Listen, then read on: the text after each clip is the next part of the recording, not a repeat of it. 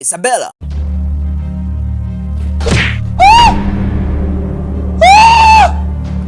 Chagua mtu wa kupambana naye, lakini sio mimi. Huwezi kuja kwenye nyumba ya baba yangu kuleta vurugu alafu nikakuachia tu. Dogo kamaliza mchezo, kakaa zake na gongo lake akiwa anamwangalia majeraha wake. Yesu, nini hiki? Mungu wangu, umefanyeje? Kitu gani kinaendelea? Nilikuja kukaa hapa mama, ni ujasiri na umenipa wewe. Umefanya nini? Huu ni utangulizi wa movie hii kali inayoitwa Deal Breaker. Huyu mama anaitwa Sofia, ndo mama wa yule binti ambaye kwenye utangulizi wa movie hii alimpiga gongo la kichwa mdada ambaye anaitwa Isabella, na binti aliyefanya tukio hilo anaitwa Pamela. Kwa hiyo huyu unaweza mwita Sofia au mama Pamela. Hapa yupo kwenye gari akiwa anaelekea kazini. Ghafla anahisi kama vile kuna kitu kimegonga nyuma ya gari yake. Kuna gari imegonga gari yake kwa nyuma. Anashuka kuangalia vizuri, anakutana na huyu mdada anayeitwa Isabella ambaye kwenye utangulizi wa movie hii ndo alipigwa gongo la kichwa. Kwa nini unatembea kama kinyonga barabarani? Wote wakaenda kuangalia usalama wa gari zao, kisha wakaangaliana usoni. Wewe ni mpuuzi, umewezaje kufanya hivi? Kwa nini unaendesha kama dereva asiyekuwa na leseni? Sasa Sofia anabaki anajiuliza maswali. Huyu dada ni chizi au wewe ni mgonjwa? Wewe ndio umegonga gari yangu nyuma, afu bado unaanza kunifokea. Unajua mimi ni nani? Unamjua mwanaume wangu ni nani? Mimi sijali wewe ni nani, na ni lazima uwajibike kwa hiki ulichokifanya. Wow, unataka kunishtaki? Nenda ukashtaki, ndo hapo utajua mimi ni nani. Wewe ni nani ambaye unagonga gari yangu alafu unabaki kunitishia? Unaumwa au? Wow, mimi naumwa si ndio? Akamlamba kofi kidogo na yeye akarudisha mapigo.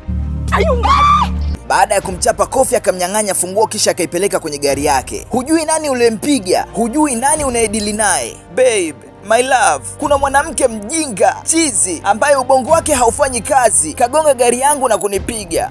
Kumbe amempigia mpenzi wake. Mimi nikadhani kapigia simu polisi. Mwanaume alipofika hakutaka kuuliza, akafika anashusha kofi kwenye mgongo wa Sofia. Kwanza jamaa akaishiwa pao kwa alichokiona. Kumbe kampiga mke wake, na huyo mwanamke aliyekuwa analeta kamdomo mdomo ni kimada wake tu. Sofia na yeye haamini kama ni mume wake ndo kafanya hilo tukio. Huyu kimada bado hajaelewa mchongo unaendaje hapo. Sofia akarudisha kofi kwa mume wake kwanza. Umewezaje kumpiga mpenzi wangu? Chukua ya kwako.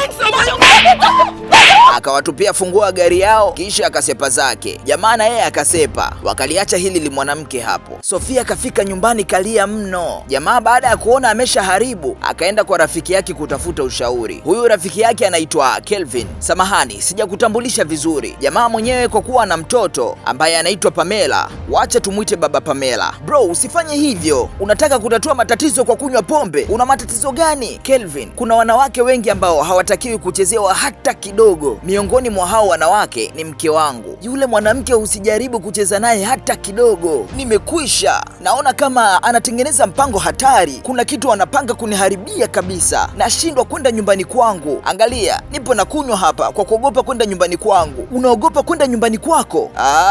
Acha hizo bana. Yaani unaogopa kwenda nyumbani kwako kwa ajili ya mkeo. Mkeo hawezi kufanya chochote. Na kwa mimi ukiniuliza mkeo anafanya nini muda huu, nitakwambia yupo analia tu. Mke wangu yupo analia. Ndiyo, hawezi fanya chochote. Yule ni mke wako na mpo kwenye ndoa na mtoto mmoja. Kwa hiyo hawezi fanya chochote kwa sababu hata yeye anahofia kumlea mtoto wenu peke yake. Na tukija upande wako, una pesa ambazo hata mke wako akitaka muachane unao uwezo wa kumuoa mwanamke mwingine. Jamaa kabaki anafikiria maneno ya rafiki yake. Kumbe Sofia au mama Pamela wakati wa lile tukio ambalo sijui niliite fubanizi au niliiteje, alikuwa anaelekea kazini kwenye mishe zake. Kwa hiyo alipomaliza kulia akainuka na kwenda kwenye shughuli zake kama kawaida, yaani kama vile hakuna kilichotokea siku ya leo. Kweli sio mwanamke wa kucheza naye, anaonekana hatari sana ukiingia kwenye anga zake. Cha ajabu mwanaume anakuja kwa kuogopa, lakini mke wake anamkaribisha. Wow, umerudi, karibu nyumbani, chakula cha usiku kipo tayari, najua umechoka, kwa hiyo nenda kaoge kwanza kisha ndo uende mezani kula. Sofia baada ya kumkaribisha mme wake akaendelea kuangalia movie za Clever. Mwanaume kama vile haamini. Chakula cha usiku kipo tayari? Ndiyo, karibu baba, nilikuwa na kusubiri ili tule pamoja. Pole mwanangu kwa kunisubiri sana, ngoja nikaoge kisha tukale wote. Mtoto akaenda kumsubiri baba mezani. Imefika muda wa kulala, mwanamke hasemi chochote kuhusiana na tukio la mchana. Jamaa ikabidi amwambie mke wake, inabidi tuongee kuhusu nini? Una tatizo gani? Inabidi tuongee kuhusu kilichotokea leo. Kilichotokea leo hakijatokea ndani ya nyumba, ilikuwa ni nje ya nyumba, kwa hiyo usikilete ndani ya nyumba. Mke wangu, naomba nafasi usikose kujielezea hata kidogo. Baba Pamela, na kuomba uniache nipumzike, maana siku ya leo nimechoka sana. Niache nipumzike, sihitaji maongezi na wewe yoyote kwa sasa. Usiku mwema. Sasa hapa mwanaume ndo anazidi kuchanganyikiwa. Leo Isabela kaja ofisini kwa jamaa kwa vurugu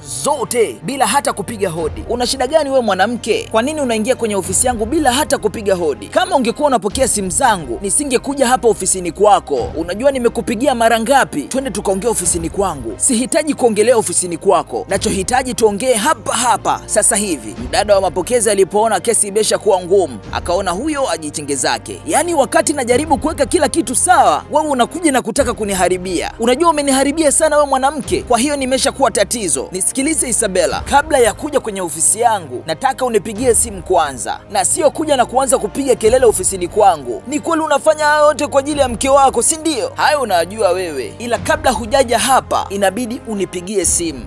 Kumbe hili mwanamke linajua kabisa mwanaume ameoa. Ni hatari. Sasa Isabela baada ya kurudi nyumbani kakutana na jamaa kutoka benki. Jamaa akamnyang'anya Isabela funguo ya gari kwa sababu anadaiwa pesa na benki kwa kipindi kirefu na hataki kulipa. Baba Pamela yupo na mawazo ya kumchiti mke wake. Isabela anampigia simu ili amwambie kuhusu swala la kunyang'anywa gari yake. Jamaa hataki kupokea simu. Mara Isabela anamwandikia ujumbe, kama hautakuja nje nitakuja huko ndani. Jamaa akatoka nje fasta ili Isabela asijaribu tena. Kufika nje, Isabela anaanza kujielezea akiwa analia kuhusu kunyang'anywa gari yake na pia hana pesa ya kutumia. Jamaa kwa kuwa anataka mtoe Isabela hapo nje haraka haraka, ikabidi amtumie hiyo pesa tu. Baada ya kumtumia pesa, Isabela akaondoka zake. Baba Pamela muda wa kulala, yeye anahangaika kwa mawazo tu. Kama hautaki kulala toka chumbani, acha kunisumbua. Baba Pamela akaona isiwe kesi, ngoja atoke chumbani tu. Mtoto anaenda kunywa maji, anakutana na baba yake. Baba, mbona upo hapa muda huu? Nimeshindwa kulala. Lakini ulitakiwa uwe chumbani. Ni kweli, lakini nimeona nije sebreni niangalie movie kidogo, ila wifi na yenyewe inasumbua. Naweza kukaa na wewe? Kukaa na mimi? Ndiyo, sawa, haina shida. Ngoja nikachukue maji kisha nakuja tukae wote. Sehemu ya kwanza ya movie hii inaishia hapo. Tukutane sehemu ya pili. Utakuwa wa kwanza kupata sehemu ya pili ya movie hii kwa kubonyeza hiyo alama ya kengele.